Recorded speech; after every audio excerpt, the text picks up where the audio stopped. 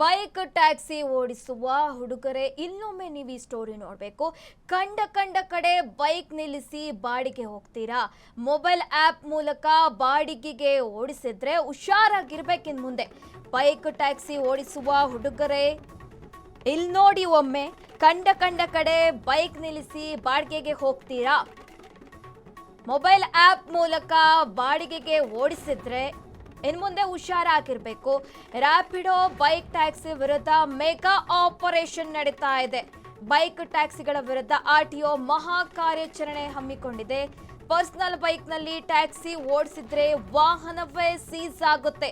White board ವೈಯಕ್ತಿಕ ಬೈಕ್ನಲ್ಲಿ taxi ಸೇವೆಗೆ ಬ್ರೇಕ್ ಹಾಕಲಾಗ್ತಿದೆ. ರ್ಯಾಪಿಡೋ ವಿರುದ್ಧ ಸಮರ ಸಾರಿದ ಸಾರಿಗೆ ಇಲಾಖೆ.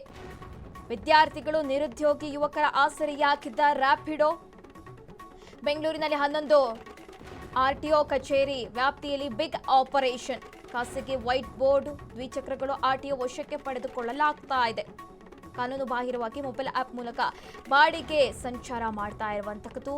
ರಾಜಾಜಿನಗರ ವಿಭಾಗದಲ್ಲಿ 12, ಬೆಂಗಳೂರು ಪಶ್ಚಿಮ ವ್ಯಾಪ್ತಿಯಲ್ಲೂ ಕೂಡ, ಹಾಗೆ ಉತ್ತರ ವಿಭಾಗದಲ್ಲಿ 8 ದ್ವಿಚಕ್ರ ವಾಹನ ಸೇರಿ ಒಟ್ಟು 263 ವಾಹನಗಳನ್ನು ಸೀಸ್ ಮಾಡಲಾಗಿದೆ. ಸಾರಿಗೆ ನಿಯಮಗಳನ್ನು ಗಾಳಿಗೆ ತೂರಲಾಗ್ತಾ ಇತ್ತು.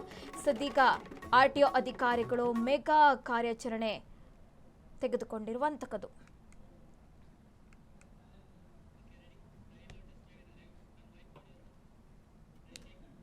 ಈ ಬಗ್ಗೆ ಹೆಚ್ಚಿನ ಡೀಟೇಲ್ಸ್ ಕೊಡ್ತಾರೆ ನನ್ನ ಸಹೋದ್ಯೋಗಿ ಸಾಹಿಲ್. ಡೆಸ್ಕ್ ಲೈವ್ ನಲ್ಲಿ ಜಾಯ್ನ್ ಆಗಿದ್ದಾರೆ. ಸಾಹಿಲ್, ಇದೀಗ ರ್ಯಾಪಿಡೋ ಬೈಕ್ ಟ್ಯಾಕ್ಸಿ ವಿರುದ್ಧ ಮೆಗಾ ಆಪರೇಷನ್ ಶುರುವಾಗಿರುವಂತಹದ್ದು. ಬೈಕ್ ಟ್ಯಾಕ್ಸಿ ವಿರುದ್ಧ ಆರ್ಟಿಒ ಮಹಾ ಕಾರ್ಯಾಚರಣೆ ಆರಂಭವಾಗಿದೆ. ಡೀಟೇಲ್ಸ್ ಕೊಡೋದಾದ್ರೆ ಸಾಹಿಲ್. ಸುರಭಿ, ಮೊನ್ನೆಯಿಂದಲೂ ಕೂಡ ಬೈಕ್ ಟ್ಯಾಕ್ಸಿಯ ವಿರುದ್ಧ ಸಾರಿಗೆ ಇಲಾಖೆ ಸಮರವನ್ನು ಸಾರಿದೆ. ನೋಡಿ, white board and yellow board. White ಬೋರ್ಡನ್ನು ವೈಯಕ್ತಿಕವಾದಂತಹ ಉದ್ದೇಶಕ್ಕಾಗಿ ಬಳಸಲಾಗುತ್ತೆ, ಯೆಲ್ಲೋ ಬೋರ್ಡ್ಗಳನ್ನು ವಾಣಿಜ್ಯ ಉದ್ದೇಶಕ್ಕಾಗಿ ಬಳಸಲಾಗುತ್ತೆ. ಇಲ್ಲಿ ಬೈಕ್ ಟ್ಯಾಕ್ಸಿ ವಿಚಾರಕ್ಕೆ ಬಂದಾಗ ವೈಟ್ ಬೋರ್ಡ್ ಆಧಾರದಲ್ಲಿ ತೆರಿಗೆ ಕಟ್ಟಿ ವೈಯಕ್ತಿಕ ಉದ್ದೇಶಕ್ಕೆ ಬಳಸಬೇಕಾಗಿದ್ದನ್ನು ವಾಣಿಜ್ಯ ಉದ್ದೇಶಕ್ಕೇನಾದರೂ ಬಳಸಿಕೊಂಡಿದ್ದೇ ಆದಲ್ಲಿ ಅದು ಕಾನೂನು ಬಾಹಿರ ಅಂತ ಕರೆಸಿಕೊಳ್ಳುತ್ತೆ. ಇನ್ನು ಈ ಆನ್ಲೈನ್ ರ್ಯಾಪಿಡೋ ವಿಚಾರ ಏನಿದಾವೋ ಈಗಲೂ ಕೂಡ ಕೋರ್ಟ್ನಲ್ಲಿ ತಾರ್ಕಿಕ ಉತ್ತರ ಸಿಗದೇ ಇರತಕ್ಕಂತಹ ವಿಚಾರ. ಹಾಗಾಗಿ ಈ ಹಿಂದೆಯೂ ಕೂಡ ರ್ಯಾಪಿಡೋ ವಿರುದ್ಧ ಅನೇಕ ಆಟೋ ಚಾಲಕರ ಸಂಘ, ಅನೇಕ ಆಟೋ ಚಾಲಕರು ಕೂಡ ಅದರ ವಿರುದ್ಧ ಸಮರವನ್ನು ಸಾರಿದ್ರು. ಈ ರ್ಯಾಪಿಡೋದಂತಹ ಆನ್ಲೈನ್ ಟ್ಯಾಕ್ಸಿಗಳು ಬಂದಿರೋದ್ರಿಂದಾಗಿ ನಮ್ಮಂತಹ ಕಾನೂನಾತ್ಮಕವಾಗಿ ದುಡಿಯುವಂತಹ ಜೀವಗಳಿಗೆ ಹಾನಿಯಾಗಿದೆ, ನಮ್ಮ ಬದುಕಿಗೆ ಕಂಟಕ ಆಗಿದೆ ಅನ್ನೋ ಅರ್ಥದಲ್ಲಿ ಚರ್ಚೆಗಳು ಶುರುವಾಗಿತ್ತು.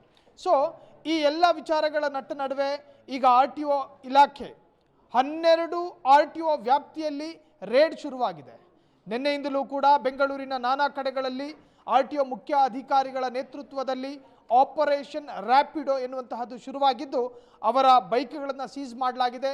ಬೆಂಗಳೂರು ನಗರದಲ್ಲೇ ಸುಮಾರು 48 ಬೈಕ್ಗಳನ್ನು ಸೀಸ್ ಮಾಡಲಾಗಿದೆ.